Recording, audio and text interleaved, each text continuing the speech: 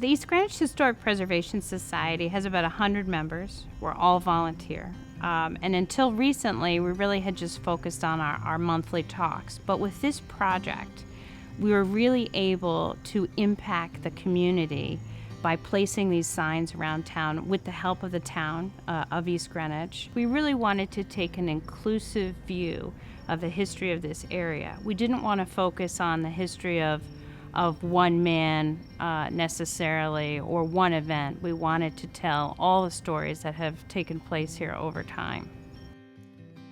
Well, it really started with a process of benchmarking. I think we looked at every historic interpretive sign in the state, and from there we created a prototype of our vision for what our signs would look like.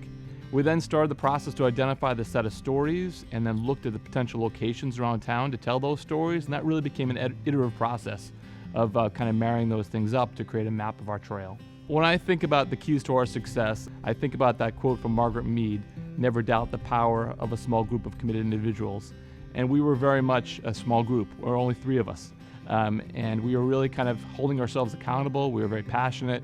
We brought a complementary set of skills. And being small enabled us to really kind of navigate the difficulties of the project. We are a town of a lot of newcomers, and a lot of people like myself, who's not a native to East Greenwich, don't know the history of East Greenwich.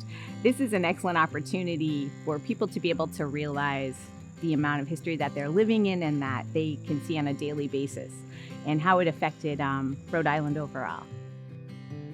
So Scallop Town is one of the areas that we have a sign in, and it is the original home for the quahaugers and the fishermen that mostly were marginalized populations.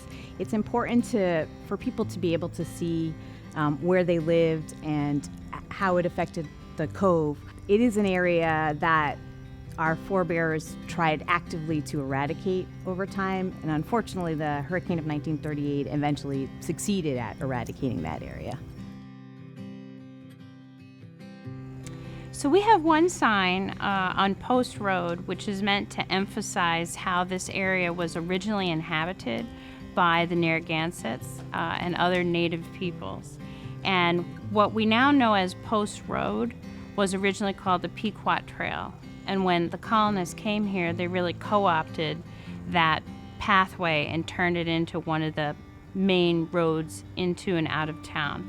That sign's really important to us. It includes an original drawing from a Narragansett painter that really tries to show what the area would have looked like at the time. And it also describes some of the beginnings of East Greenwich as a founded town, which really came about after King Philip's War, when they were trying to repopulate the area with white colonists. East Greenwich has a long and diverse history that in many ways mimics American history, starting with colonization, moving into through farming, industrialization, and then to becoming more of a suburban community. Having the project here for our residents really improves the quality of life for the community. It engages people, it brings them into the community, it gives them connection with their community and their past, and it's an important component of living in the town.